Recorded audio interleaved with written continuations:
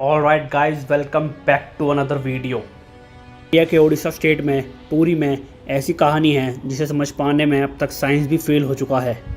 Science, physics, geography, chemistry और दुनिया के सारे बिलीव्स इसमें अब तक सब फेल हो चुके हैं। हिंदू मान्यता में 4 धाम होते हैं: द्वारकाधीश धाम, बद्रीनाथ धाम, रामेश्वरम और जगन्नाथपुरी। आज मैं आपको बताने जा रहा हूँ जगन्नाथपुरी के बारे में, जहाँ आज भी श्री कृष्ण जी का दिल धड़कता है। इस मंदिर में ऐसे रहस्य हैं जिसके बारे में सुनकर किसी के भी होश उड़ जाएंगे। वेस्टर्न कल्चर को फॉलो करते करते हम अपना कल्चर भूल गए हैं। आज मैं आपको याद दिलाना चाहूँगा कि सनातनी है क्या। आपको पता होगा कि सब मंदिरों में मूर्तियाँ स्टोन या फिर मेटल की होती हैं, लेकिन जगन्नाथपुरी में मूर्ति वुड्स यानी लकड़ी की बनी हुई है। 3102 बीसी में ज़ारा नाम का शिकारी था जो जंगल में शिकार कर रहा था, लेकिन उसने गलती से शिकार करते हुए श्री कृष्ण जी पे, जो जंगल में आराम कर रहे थे, उन पे बाण चला दिया, जिससे श्री कृष्ण जी की मृत्यु हो गई थी। लेकिन श्री कृष्ण जी इस बात से खुश थे क्योंकि उनका काम त्रेता युग में समाप्त हो गया था और उन्हें मुक्ति मिल रही थी।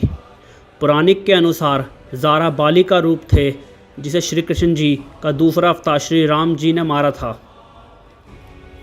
बाद में ज़ारा ने और पांडवों ने मिलकर श्री कृष्ण जी का अंतिम संस्कार किया था, लेकिन अग्नि ने श्री कृष्ण जी का दिल स्वीकार नहीं करा और ज़ारा पांडवों ने देखा कि श्री कृष्ण जी का दिल धड़क रहा था।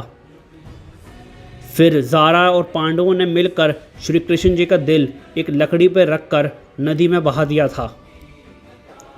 अवंती के राजा इंद्रदेव, जो विष्णु जी के बहुत बड़े भक्त थे, विष्णु जी उनके सपने में आए और इंद्रदेव से कहा, कल सुबह स्नान कर नदी में जाना और मैं तुम्हें वहाँ मिलूँगा। अगले दिन इंद्रदेव नदी में स्नान करने गए और स्नान करते हुए उन्होंने वहीं लकड़ी में रखा हुआ श्री कृष्ण जी का दिल मिला और इंद्रदेव उस लकड़ी को उठाकर तुरंत अपने महल में ले आए। अवंती के राजा इंद्रदेव ने सब नामी कष्टकारों को बुलाया जो उस लकड़ी की मूर्ति बना सकें, पर सबने मना कर दिया। लेकिन फिर विश्वकर्मा जी आए और उन्होंने मूर्ति बनाने के लिए हाँ कर दी।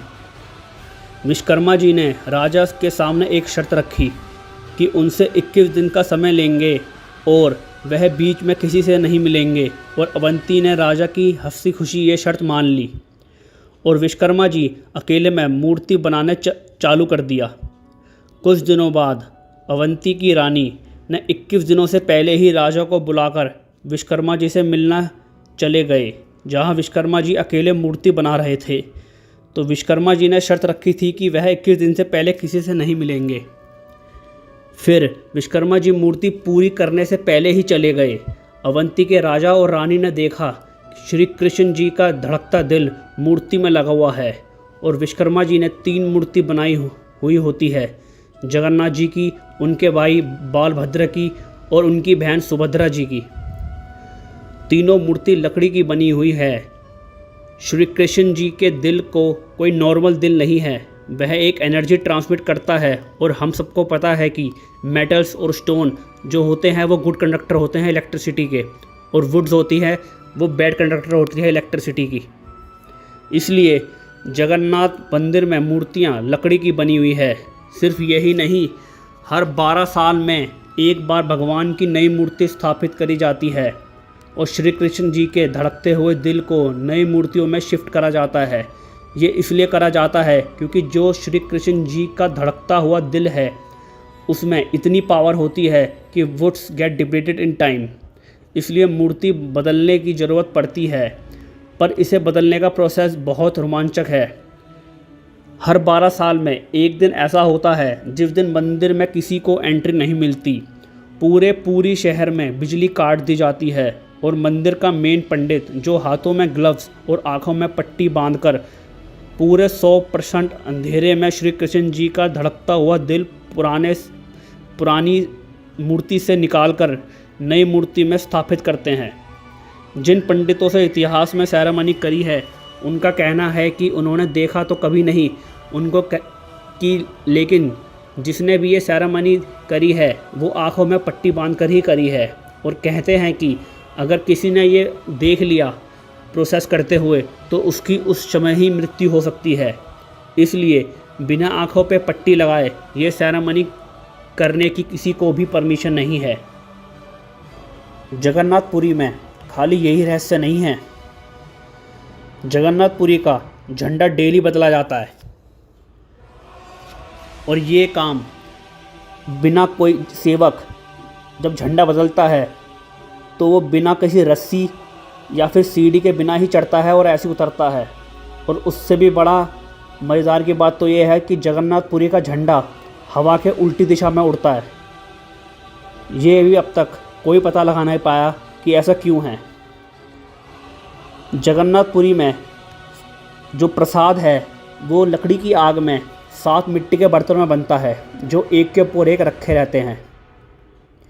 साइंस ये कहती है कि सबसे पहले सबसे नीचे वाले खाना उसमें पकवान पकना चाहिए, लेकिन जगन्नाथपुरी में सब कुछ अलग ही है।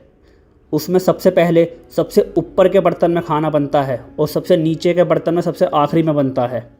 और यही नहीं, मंदिर में प्रसाद डेली पूरा पड़ता है, चाहे भक्तों की भीड़ हज़ारों में हो चाहे लाखों में।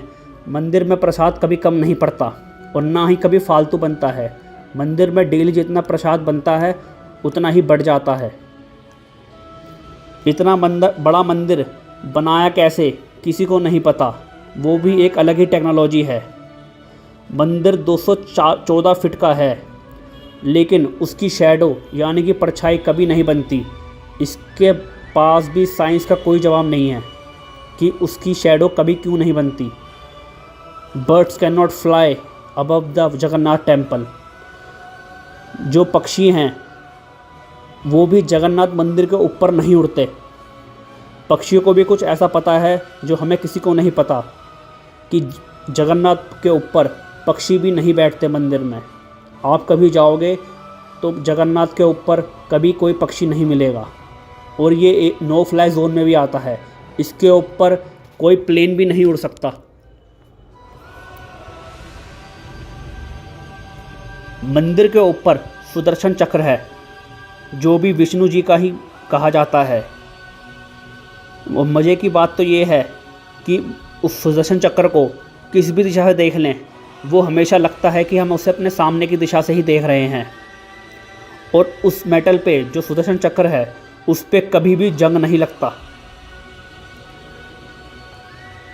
मंदिर समुद्र किनारे है, लेकिन मंदिर के अंदर जाते ही समुद्र की आवाज़ बंद हो जाती है। ऐसा चमत्कार कैसे है ये भी अब तक किसी को नहीं पता। जगन्नाथ मंदिर में खाली हिंदुओं की एंट्री है, किसी और धर्म के लोगों की एंट्री नहीं है। इंदिरा गांधी जब वह भी दर्शन करने गई थी तो उनको भी एंट्री नहीं मिली थी क्योंकि उन्होंने पारसी से शादी करी थी। 2005 में थाईलैंड की प्रिंसेस थी, उनको भी एंट्री नहीं मिली, खाली बाहर से ही दर्शन हुए। आप कोई भी हो, जितना भी दान दे लें, जगन्नाथ मंदिर में अगर आप हिंदू नहीं हैं तो एंट्री नहीं मिलेगी। पूरी रथ यात्रा में 9 दिन का प्रोग्राम होता है जिसमें लाखों की भीड़ होती है। यह इसलिए करी जाती है कि कहते हैं कि जो जगन्नाथ भगवान हैं वो अपने सबसे मिलने खुद ही आते हैं बाहर और उनके सुख दुख देखते हैं। कहा तो ये भी जाता है कि जगन्नाथ मंदिर में 15 दिन बीमार रहते हैं भगवान भक्तों के लिए, तो इसमें मंदिर बंद किया जाता है। ऐसे बहुत से रहस्य हैं जगन्नाथ मंदिर में जिसको आगे और कुछ मैंने नहीं बताया, और जिसको पता है वो कमेंट में बता सकते हैं। तो आगे मिलेंगे जी नई उसकी हिंदुओं सनातनियों के लिए नया कुछ बताते हुए। चलो जी, आज के लिए इतना ही, बाय।